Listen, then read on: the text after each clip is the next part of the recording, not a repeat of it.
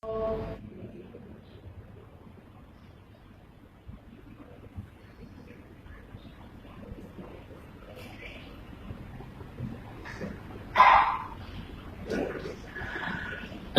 لله الذي خلق الموت والحياة ليبلوكم أيكم أحسن عملا. أشهد أن لا إله إلا الله وحده لا شريك له، وأشهد أن محمدا عبده ورسوله. اللهم صل وسلم على محمد وعلى آله وصحبه والتابعين بإحسان إلى يوم الدين. أما بعد، فيا عباد الله اتقوا الله، أوصيكم وإياي بتقوى الله، فقد فاز المتقون. Tuan-tuan sidang Jumaat yang dirahmati dan dikasihi Allah Subhanahu wa taala sekalian. Di dalam surah Al-Baqarah ayat 197, Allah Subhanahu wa taala berfirman, A'udzu billahi minasy syaithanir rajim. Wa tazawwadu fa inna khayra zadi taqwa. Shadaqallahul 'azim, yang bermaksud berbekalah dengan bekalan. Sesungguhnya sebaik-baik bekalan itu adalah takwa.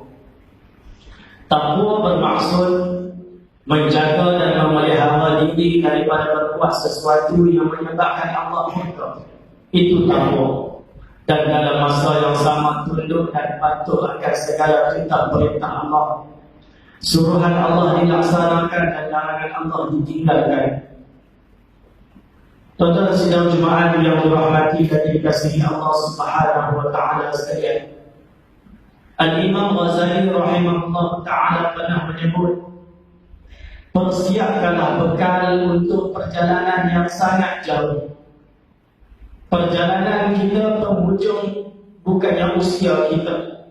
Penghujung adalah adakah kita selamat sampai untuk masuk ke dalam syurga Allah Subhanahu wa taala ataupun tidak. Satu hari seorang ulama yang sangat hebat,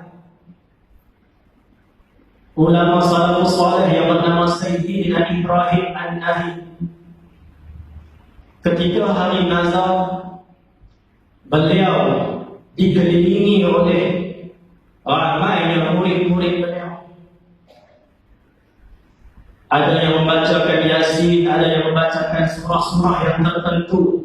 Ketika itu beliau dalam keadaan nazar, sambil menangis teresak-esak Sayyidina Ibrahim An-Nahi. Lalu murid-murid bertanya kepada beliau, Tuan Guru, kenapa Tuan Guru menangis di saat nazar ini? Adakah Tuan Guru takut akan kematian? Lalu jawab Sayyidina Ibrahim An-Nahi sambil menangis teresak-esak,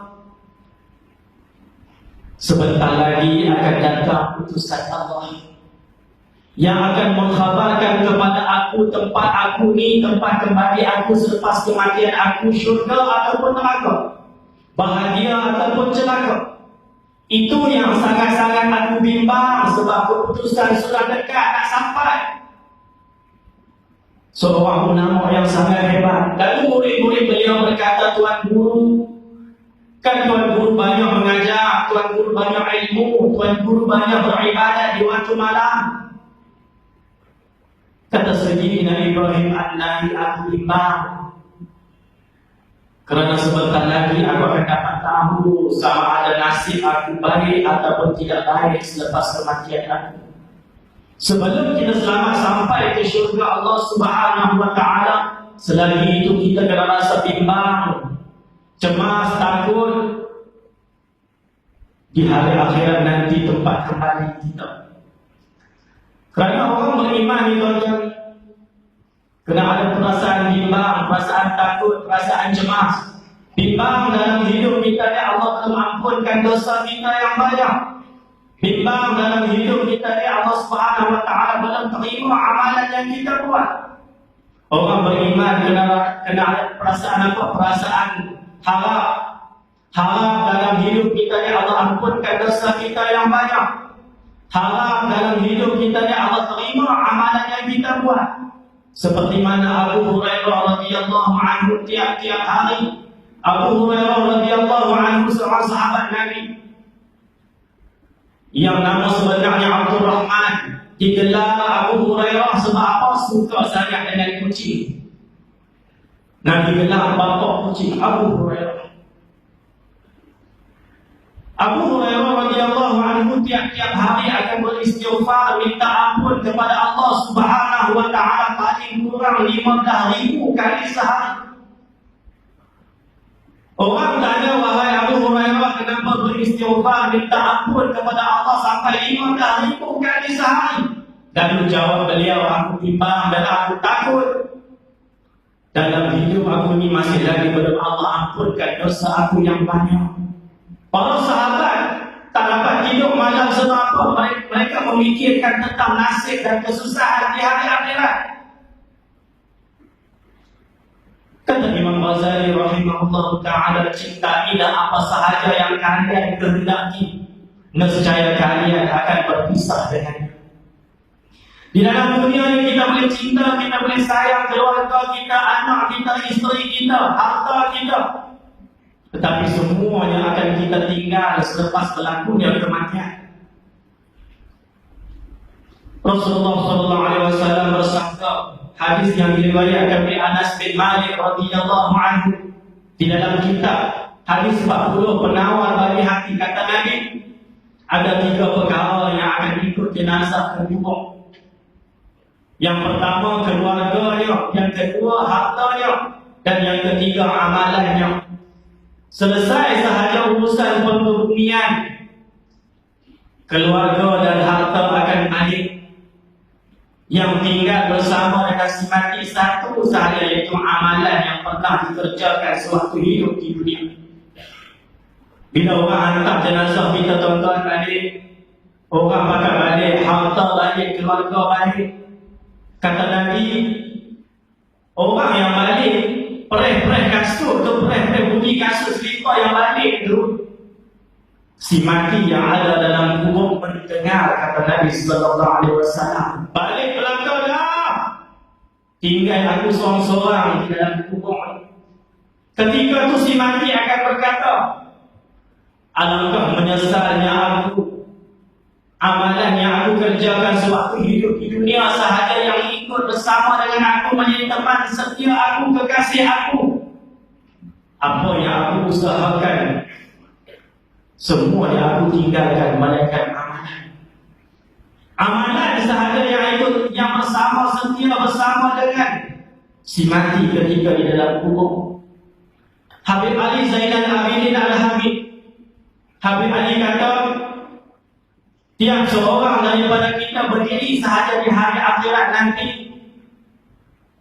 akan menyesal dengan panjang penyesalan. Orang yang dah buat sembahyang sunat 100 rakaat sehari, berdiri sahaja di hari akhirat menyesal dengan panjang penyesalan.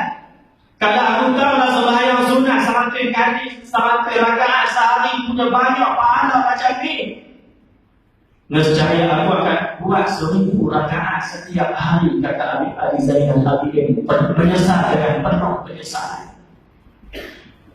Itu kata Al-Imam Bukhari rahimahullah ta'ala. Imam Bukhari sebut apa? Manusia tidak lena ketika hidup di dunia, tersedak jaga bila berada di dalam kubur. Di dunia ni banyak manusia yang tidak, banyak manusia yang lena. Sedang bila? Sedang ketika berada di dalam kubur. Lena kita dalam hidup kita, tuan-tuan, menghabiskan masa begitu sahaja. Bukan takkan lena malam dalam rumah iman itu lena. Buat-buat tunduk pada rupanya lena. Tunduk pada hangus-hangus dan lena. Tuan-tuan sidang jemaah yang dirahmati Allah, pagi, petang, siang dan malam kita asyik dengan tidur. Kita membiarkan masa berlalu dalam hidup kita begitu sahaja. Kata Nabi, umat Muhammad sallallahu alaihi wasallam sekitar 60-70 tahun sahaja. Umat Nabi Muhammad sallallahu alaihi wasallam sekitar umur 60 ke 70 tahun sahaja. Kalau kita berumur 60 tahun, Allah berikan kepada kita, kata Tuan Guru Dr. Harun Din, 60 tahun kita kena tolak 20 tahun. 20 tahun itu tidur. Tolak 20 tahun tidur, tinggal 40 tahun. 40 tahun pula kata Ustaz Azhar ini terus pula. Daripada 40 tahun itu kita tolak kencing, berak, makan 3 jam sehari. Tolak 10 tahun pun tak ada yang kita melakukan ketaatan kepada Allah Subhanahu wa taala. 10 tahun belum tentu.